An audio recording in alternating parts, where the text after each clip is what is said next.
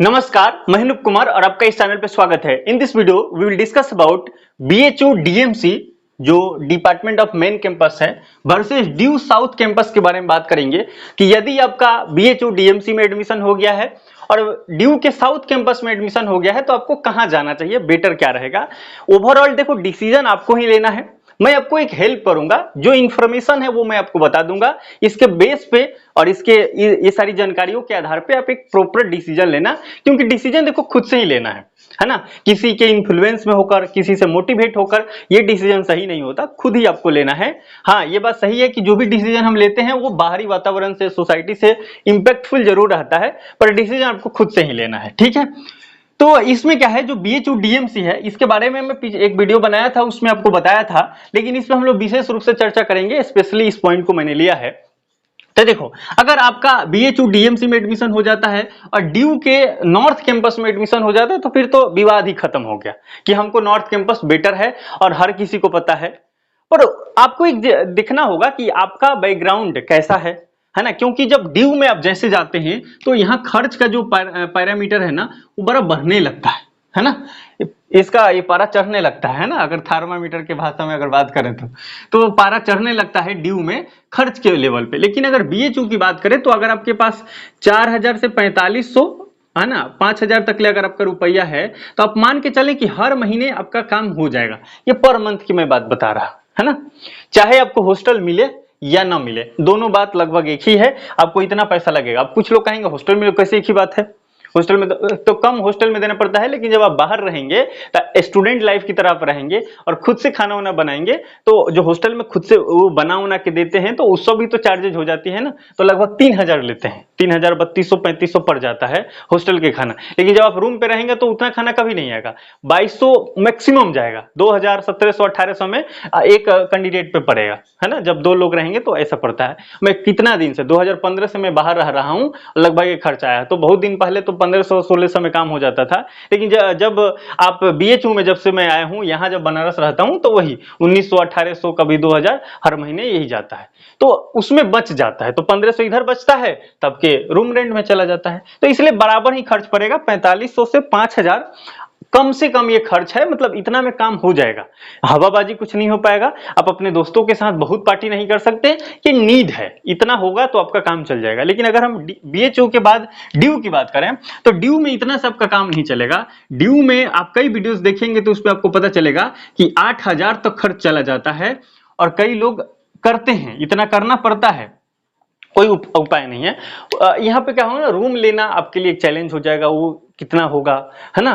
तो इसका room rent जो है, रूम किराया, रूम खर्च जो है वो ज्यादा हो जाता है ना। खाना वाना तो चलो यहाँ भी खाएंगे, यहाँ भी खाएंगे, बाकी तो सब ठीक है, लेकिन यहाँ रूम रेंट बढ़ जाएगा तो वही 1500 बढ़ जाए या 1800 बढ़ जाए, तो जो रूम रेंट बढ़ेगा फिर आपको थोड़ा सा एक खर्च बढ़ जाता है। तो आप इतना मान के चलें, ये बेसिक नीड है, इसके बिना में काम नहीं चलेगा, ठीक है। अब बात करते हैं हम कॉलेज फीस के बारे में। ये तो रहने के लिए खर्च हो गए।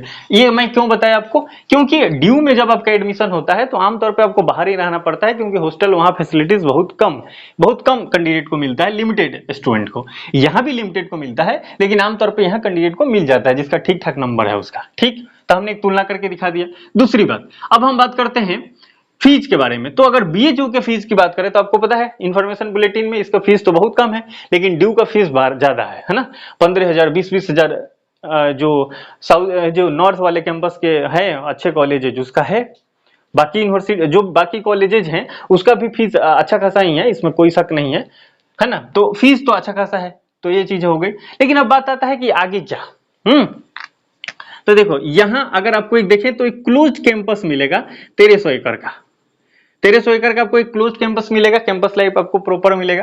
लेकिन अगर यहाँ पे आप जाएंगे तो यहाँ क्लोज कैंपस नहीं है, ये पूरा ओपन कैंपस है। कैसे? क्योंकि ड्यू जो क्या है, ड्यू जो है नंबर ऑफ बहुत सारे मेनी कॉलेजेस का एक ग्रुप है ना। और यही ये इसका एक एरिया होता है, फिक्स डिफाइंड है, और अलग अलग कॉलेजेज हैं, और उसी में आपका एडमिशन होगा। फिर सेंट्रल लाइब्रेरी वगैरह है। तो अगर नॉर्थ कैंपस में आपका होता है तो सेंट्रल लाइब्रेरी पास में है, एडमिनिस्ट्रेशन ब्लॉक वहीं पास में है, तो थोड़ा कैंपस लाइफ यहाँ बेटर मिल जाता है। लेकिन साउथ कैंपस में उतना नहीं मिलता है। मुद्दा क्या है कि डीएमसी में आपका हुआ और साउथ कैंपस में हुआ तो आप क्या करेंगे।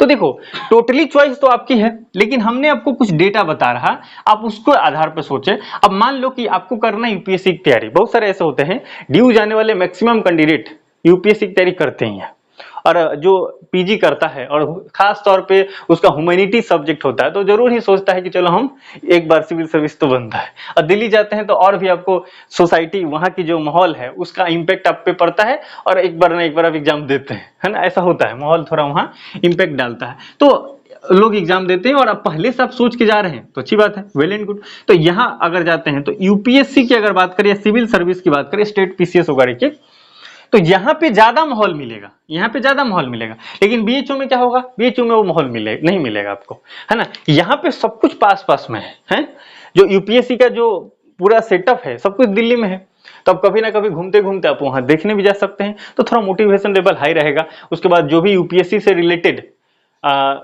होते हैं, जो भी माहौल, वो चीजें यहाँ पे आपको मिल जाएगी। जो भी बाहर निकलेंगे तो यूनिवर्सिटी से, कॉलेज से, तो आप देखेंगे कि बहुत सारा होर्डिंग वगैरह लगा है, पोस्टर वगैरह लगे हैं, कुछ भांति भांति के सेमिनार होते रहते हैं, और कैपिटल में है, इस वजह से थोड़ा इसका इम्पैक्टफुल है। लेकिन बनारस में क्या है, एक तो कैपिटल भी नहीं है ना, डीएम को आप देख लें तो थोड़ा मुश्किल सी ही बात है, इतना आसान से तो अब डीएम भी आपको नहीं मिलेगा, है ना, देखने को। हालांकि मिल जाएंगे, पर ये होगा क्योंकि यहाँ पे उतना अच्छा माहौल नहीं है। बाकी आप बाहर निकलेंगे तो ऐसा नहीं कि यूपीएससी का पूरा होर्डिंग वगैरह लगा है, ऐसा कुछ नहीं, कुछ विशेष माहौल यूपीएससी का नहीं है। लेकिन लाइब्रेरी में बैठ के पढ़ने वाले हैं, तैयारी करने वाले हैं, निकालने वाले हैं, इसमें कोई शक नहीं है। पर माहौल की अगर मैं बात करूं तो ऐसा चीजें हैं, ठीक है। तो अगर आप साउथ कैंपस में जाते हैं तो आपके पास ये सारी चीजें रहेगी, और बीएचयू डीएमसी में आते हैं तो ये सारी चीजें रहेगी, है ना। अगर इसमें और चीज हम जोड़ें तो आपको मैं बता दूं कि दिल्ली जो है वो एक कैपिटल है और भारत की राजधानी है, तो वहां पे ज्यादा ओपन सोसाइटी है, लेकिन यहाँ पे वो ओपनली आपको नहीं नजर आएगा।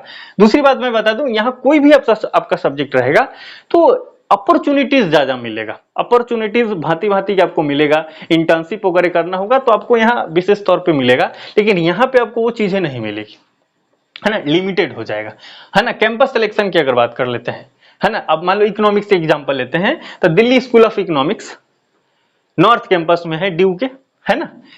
तो अगर यहाँ पे आपका दिल्ली स्कूल ऑफ इकोनॉमिक्स हो जाता है, इकोनॉमिक्स आपका है, तो यहाँ पे अगर आपका हो जाता है, और बीएचयू में आप इकोनॉमिक्स करते हैं, बीएचयू में इकोनॉमिक्स करते हैं और यहाँ पे इकोनॉमिक्स करते हैं, दोनों में क्या अंतर होगा, यहाँ पे कैंपस सिलेक्शन भी हो जाएगा। अब सोचो अगर इकोनॉमिक्स से रिलेटेड किसी कंपनी को, किसी स्टूडेंट को लेना है, कैंडिडेट को लेना है, और वो कंपनी आमतौर पे दिल्ली में, नोएडा में है, तो क्या कहाँ आएगी, वो सोचे कि चलो बनारस चलते हैं, बीएचयू से लाते हैं, ऐसा वो लोग नहीं सोचते। वो लोग सोचेंगे फेयर क्या है, नजदीक कौन है, ये भी बात होता है ना, तो सीधा यहाँ पहुंच जाएंगे। और अगर भोकालबाजी देखें तो ये तो ज्यादा भोकालबाजी है। दूसरी बात, कट ऑफ देखो किसका ज्यादा गया है, बीएचयू का कट ऑफ ज्यादा गया है कि इसका कट ऑफ ज्यादा गया है। तो आप कहोगे कि सर इसका तो देखे बीएचयू में तो ये 236 गया था ना रेगुलर का, लेकिन यहां देखा जाए पॉलिटिकल साइंस में तो 210 के आसपास भी कुछ लोगों ने बताया है ना। चलो ठीक है, इसको प्लस मान लेते हैं, लेकिन फिर भी देखो तो आपको लगेगा इसका कट ऑफ कम है, लेकिन कम नहीं है ना, यहाँ पे सीट ज्यादा है ना, तो कट ऑफ इसकी ज्यादा ही लगेगी। मतलब बीएचयू आप ऐसे सोचे 19-20 का अंतर होगा, तो 20 ये है तो 19 ये है। अब टोटली योर डिसीजन कि आपको रहना कहाँ है और फ्यूचर में आपको क्या करना है। अगर आपको मान लो कि हमको एकेडमिक फील्ड में जाना है, प्रोफेसर असिस्टेंट प्रोफेसर बनना है, और जो एकेडमिक फील्ड में आप कर सकते हैं वो करना है, तो दोनों जगह वेल एंड गुड है, क्योंकि यहां भी वो पढ़ाई हो जाएगी, यहां भी आपको पढ़ाई हो जाएगी, अंतर तो कुछ नहीं। दूसरी बात, लाइब्रेरी की अगर बात करें तो सेंट्रल लाइब्रेरी यहां भी है, यहां भी है ना। साउथ कैंपस में होगा तो सेंट्रल लाइब्रेरी दूर होगा, कॉलेज में लाइब्रेरी है तो वो हो जाएगा आपकी काम। अगर कुछ माहौल की बात करें, एक्स्ट्रा आपको कुछ करना है, यूपीएससी करना है, चाहे एसएससी करना है, तो आपको यहाँ ज्यादा मिल जाएगा, यहाँ तो नहीं मिलेगा, है ना। तो आप डिसीजन लीजिए थोड़ा सा सोच समझ के, डेटा को एनालाइज करके कि आपके लिए बेटर ज्यादा कहाँ है। ओपन सोसाइटी के रहने वाले आप हैं और आपको थोड़ा चाहिए कि थोड़ा ओपन सोसाइटी में रहें, तो आप यहाँ जाए, यहाँ ज्यादा अच्छा मिलेगा, है कि नहीं। लेकिन आप चाहते हैं कि नहीं जैसे जैसा मैं हूँ ज्यादा अपने आप को एडजस्ट करने में अथी नहीं लगे, तो आप यहाँ आ सकते हैं, क्योंकि आप अगर गाँव से आ रहे हैं तो यहाँ पे आपको गाँव वाला माहौल मिल जाएगा, है ना। तो ये टोटली आपको डिसीजन लेना है कि आपको कहाँ करना है, कंपेयर वाइज बता रहा है, ऐसा नहीं कि यहाँ आएंगे तो गाँव वाला माहौल है, ऐसा थोड़ी है। हाँ, एक चीज आपको मैं बता दूं, बहुत इंपॉर्टेंट है, लास्ट में याद आ गया, अगर मोड ऑफ द लैंग्वेज बताएं, स्टडी का क्या मोड रहेगा, तो अगर यहाँ की अगर बात करें तो आप ये मान के चले ना 80% जो पढ़ाई होता है वो हिंदी मीडियम है। लेकिन यहाँ पे हम गए तो कभी नहीं क्लास करने, पर मुझे ऐसा लगता है कि 80% तो नहीं होगा, कम ही होगा। अब 50-50 हम ले लेते हैं, हालांकि 50% भी कहना मुश्किल होगा, क्योंकि मेरा एक साथी वहां रहता है ना, और वो बताता है कि नहीं एमए करोगे और हिंदी में, है ना, तो लैंग्वेज से थोड़ा सा ही करते, एमए करोगे हिंदी मीडियम, है ना, ऐसा नहीं कि हिंदी लैंग्वेज जैसे होता है ना कि हिंदी साहित्य, वो वाला बात मैं नहीं कर रहा, जैसे पॉलिटिकल साइंस इन हिंदी मीडियम, वो बात में कह रहा। तो ऐसा नहीं, यहाँ पे इंग्लिश का थोड़ा सा ज्यादा वेटेज है, जो भी आपको प्रोफेसर मिलेंगे तो थोड़ा इंग्लिश यहाँ ज्यादा चलेगी। लेकिन यहाँ क्या है, यूपी बिहार है, यूपी बिहार के पास में है ना, यूपी में है, बिहार के पास में है ना, तो मैं तो ये कहूँ कि कभी कभी भोजपुरी बोल ले तो वही हो जाएगा। स्टूडेंट तो बोलते हैं, प्रोफेसर क्लास में नहीं बोलते, हो सकता है वो पर्सनल लेवल पर अपना बोलते होंगे, लेकिन कैंडिडेट तो बोलते हैं, इसमें कोई शक नहीं, ठीक है। तो देखो एक चीज आपको ध्यान रखना है कि यूनिवर्सिटीज कहाँ पे है, वो बहुत इंपैक्ट डालता है कि आसपास की जो भाषा है उस पर वो प्रभाव डालेगा। अब सेंट्रल यूनिवर्सिटी जो केरला है, आपको क्या लगता है वहां हिंदी पढ़ाई होते हो, हिंदी में लोग बच्चे बात करते होंगे, हिंदी में प्रोफेसर बात करो, क्लास हिंदी में चलती होगी? नहीं। एक लिंगराज दोस्त था मेरा, वो सेंट्रल यूनिवर्सिटी उसका केरला में एडमिशन हुआ था, तो वहां पे गया था, तो वो सरवाइव करने में थोड़ा उसको मुश्किल हो रही थी, थोड़ा 10,000 के करीब में उसको खर्च वहां पड़ जाता है, जो भी कारण हो। लेकिन उसने बताया कि वहां इंग्लिश में क्लासेस चलती है ना, प्रोफेसर इंग्लिश में पढ़ाते हैं, तो ये चीजें है।